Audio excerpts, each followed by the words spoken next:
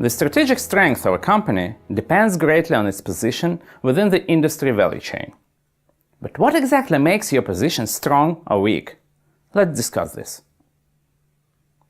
There are two main streams that flow throughout the whole industry. They are products and money. Products is the uprising stream.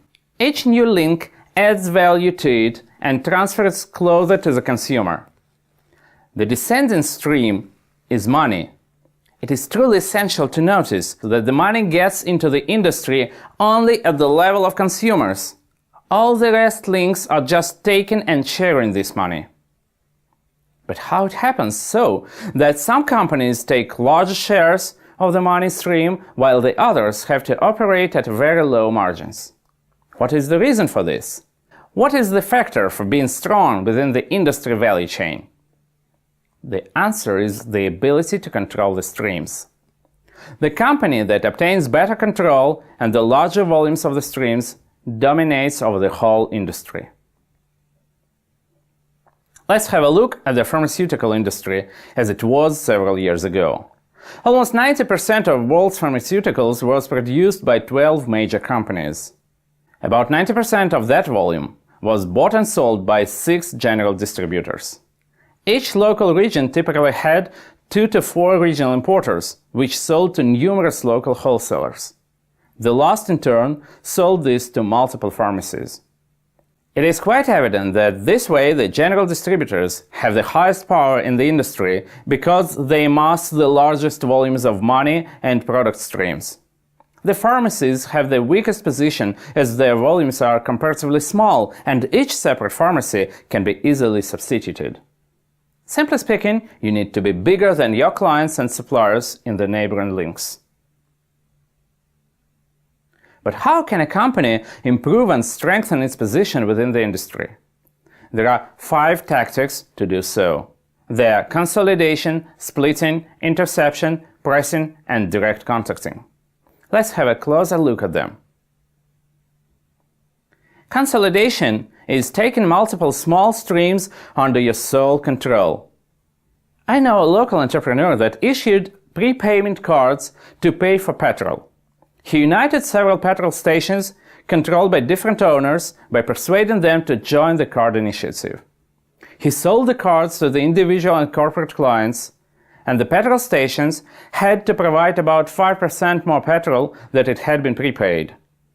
The entrepreneur paid back the money to the stations at the end of each month, having about 5% of own commission. Thus, the clients could receive a discount and the stations could increase their client base and create a pool of loyal clients. This was the consolidation of the money stream. Then, the entrepreneur decided to use the money he collects from the clients to acquire the petrol for the stations. As far as he could unite several small acquisitions into a big one, he could buy the petrol at considerably lower price. That was the consolidation of the product stream. The petrol stations received cheaper petrol and could increase their margins, but became strongly dependent on the entrepreneur. Splitting tactics is working with the companies that are much smaller than your company while controlling the major parts of their sales and production. For example, Scania produces heavy trucks and buses. Its production is spread over the multiple small producers of the components. Scania invests in the partners, provides the technology and management upgrade, and guarantees the buyout of 80 to 100% of the production if it corresponds to the quality demands. Scania pays fair market price for high-quality components and refuses to buy the components that do not meet the necessary requirements. Thus, Scania has no losses from the penalties and obtains significant power over the small producers. A company may increase its influence on the neighboring links by intercepting their processes. For example, a wholesaler may offer to store the goods for a producer or to compose optimal product set for a retailer. By taking and performing some significant activities that add value or save money to the partners, a company may increase its margins and the ability to control the situation.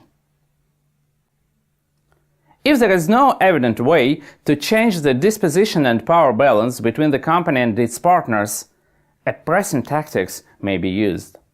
The essence of the tactics is to stimulate the specific opinions and behaviors within distant links. For example, a producer may launch an intense advertising campaign and stimulate the increase in product popularity and demand. Thus, the wholesalers become more lenient and the power of the producer increases. The last tactics is direct contacting. That is, skipping the middleman and contacting distant links directly, thus increasing margins and offering cheaper products and quicker deliveries. For example, Nike started to take orders on the internet from individual buyers and sell them directly. Let's sum it up. The strategic position of a company depends greatly on its position within the industry value chain.